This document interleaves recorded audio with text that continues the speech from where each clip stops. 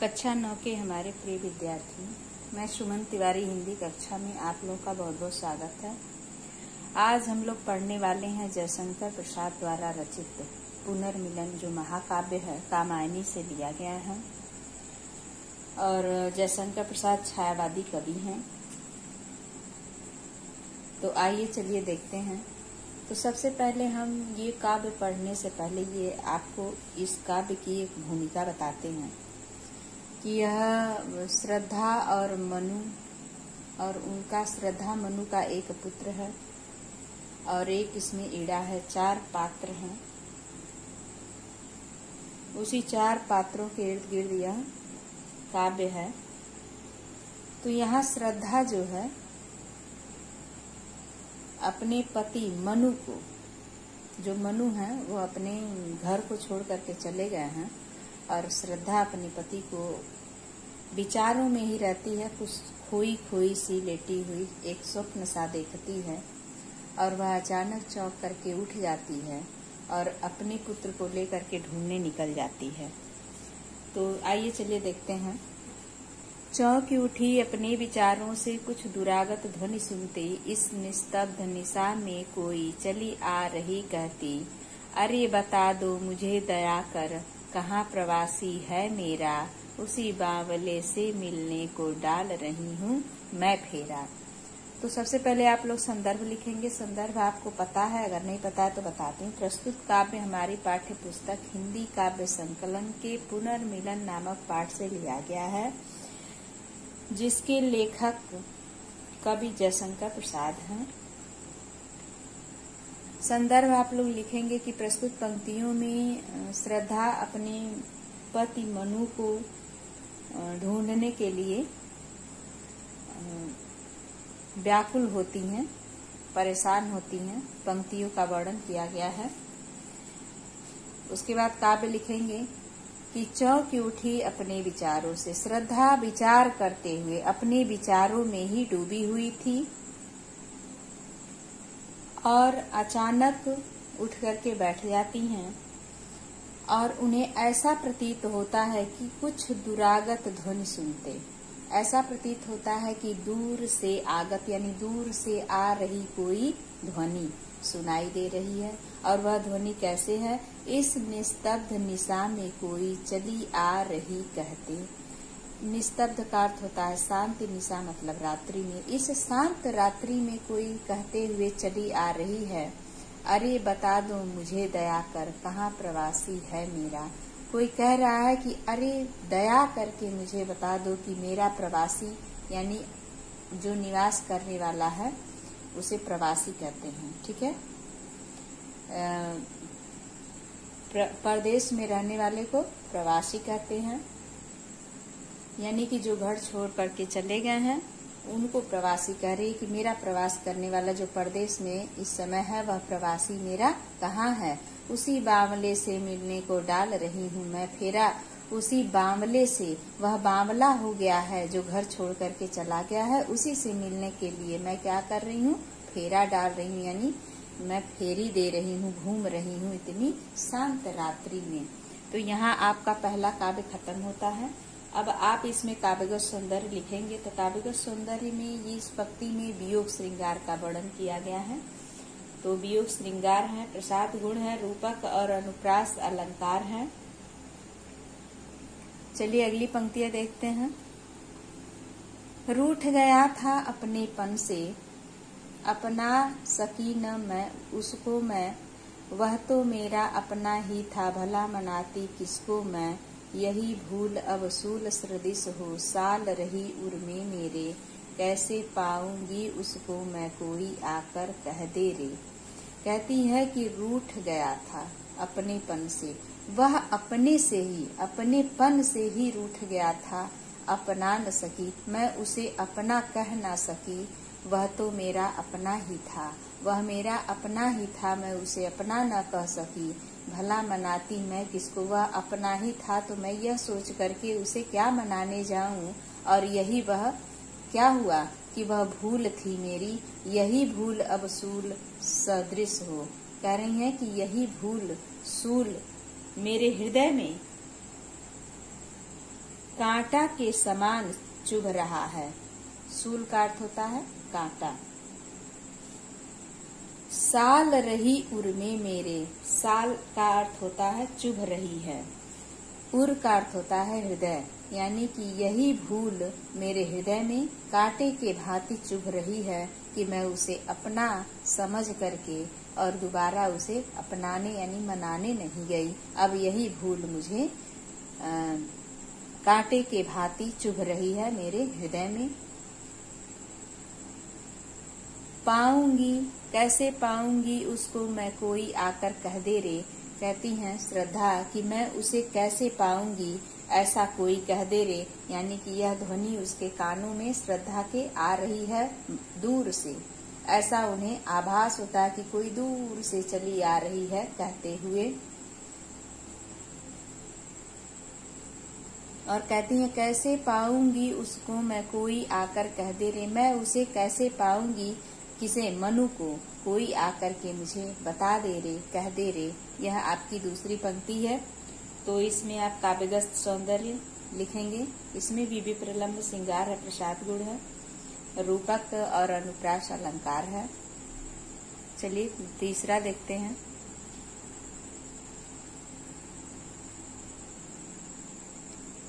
ईड़ा उठी दिख पड़ा राजपथ, धुंधली सी छाया चलती, बाणी में थी करुण वेदना वह पुकार जैसे जलती। शिथिल शरीर वसन विशृंखल, कबरी अधिक अधीर खुला, छिन्न पत्र मकरंद लुटी सी ज्यों मुरझाई हुई कली। नव कोमल अवलंब साथ में, वय किशोर उंगली पकड़े, चला आ रहा मौन धैर्य सा, अपनी माता को जकड़े। थके हुए थे दुखी बटोही, वे दोनों ही माँ बेटे, खोज रहे थे भूले मन को जो घायल होकर लेटे। ईड़ा उठी, यह ईड़ा जो पात्र है वह उठी। ईड़ा को इन्होंने, जयशंकर प्रसाद जी ने ईड़ा को बुद्धि बताया है और अपने काव्य में इन्होंने श्रद्धा को हृदय बताया है, जो कि स्त्री पात्र के रूप में भी इन्होंने चित्रित किया है। और कहते हैं कि ईड़ा उठी यानी कि दुख उठा, ठीक है, बुद्धि खुल जाती है, वह जो बुद्धि है वह उठा, बुद्धि खुली और दिख पड़ा राजपथ, यानी कि जो स्त्री पात्र के रूप में ईड़ा है वह उठी।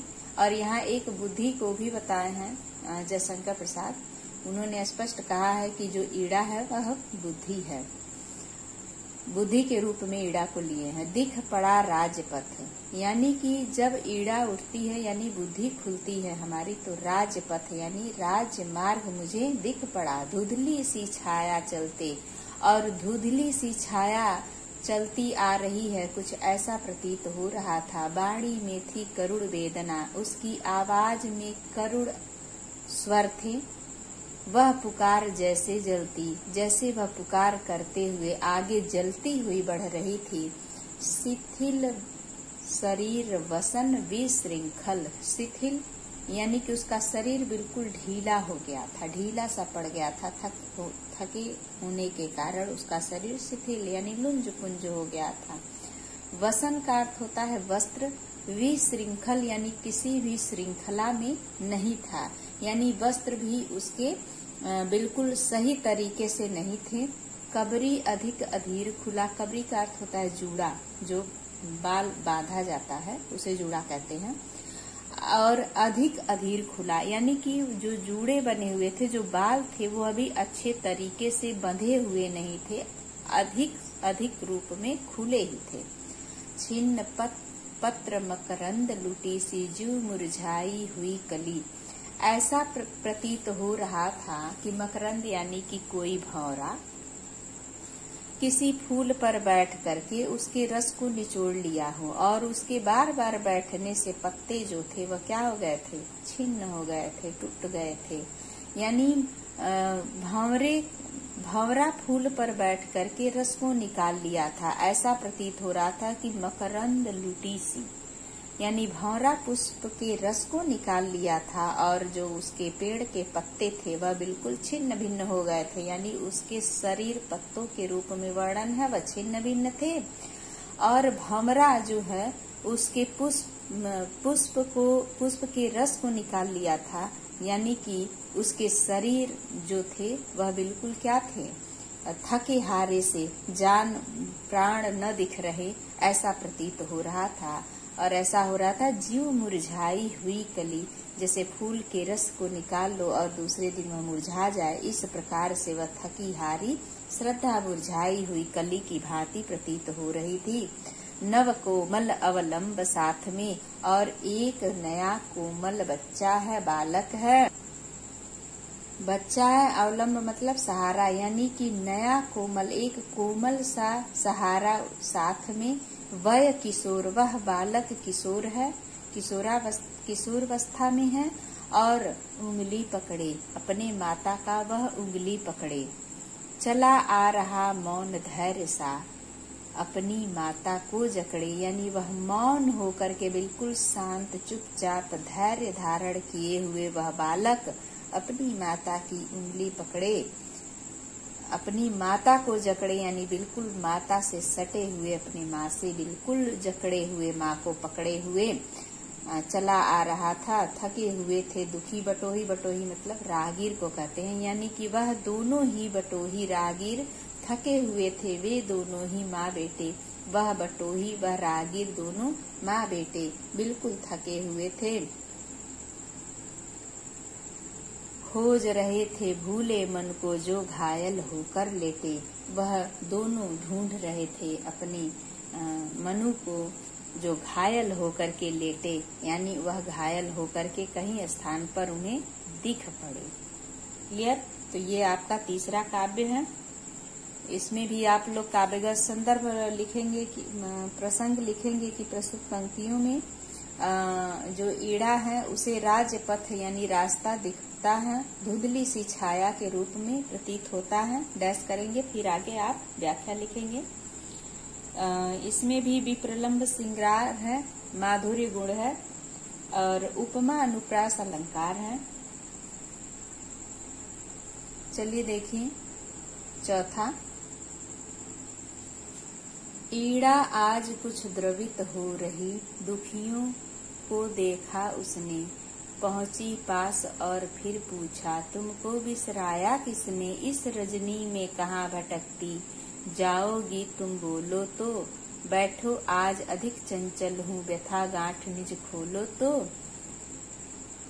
जीवन की लंबी यात्रा में खोए भी हैं मिल जाते, जीवन है तो कभी मिलन है, कट जाती दुख की रातें। ईड़ा आज द्रवित हो रही, ईड़ा आज बिल्कुल द्रवित थी, परेशान थी। दुखियों को देखा, जब उसने दुखियों को देखा यानी उस श्रद्धा और उसके पुत्र को देखती है तो ईड़ा कुछ द्रवित हो उठती है, व्याकुल हो उठती है। पहुंची पास और फिर पूछा, फिर पास पहुंच जाती है और पूछती है, तुमको बिसराया यानी भुलाया किसने, बिसार दिया यानी भुला दिया किसने, इस रजनी में कहाँ भटकती, रजनी यानी रात्रि की पर्यायवाची है, तो इस रात्रि में तुम कहाँ भटकती,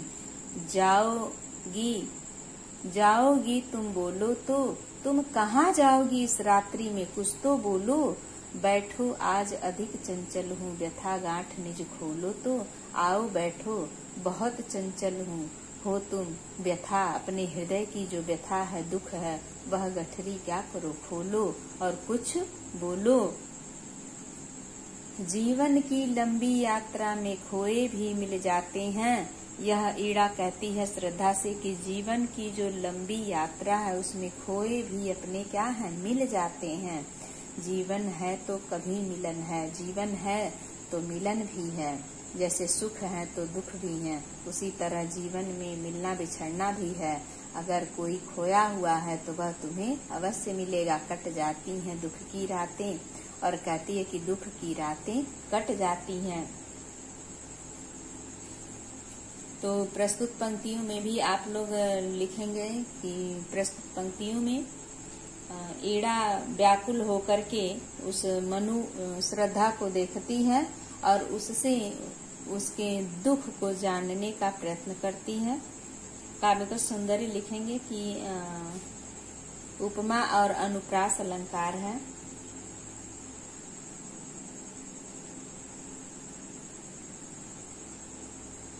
विप्रलंब श्रृंगार इसमें भी है। चलिए 5वां देखते हैं।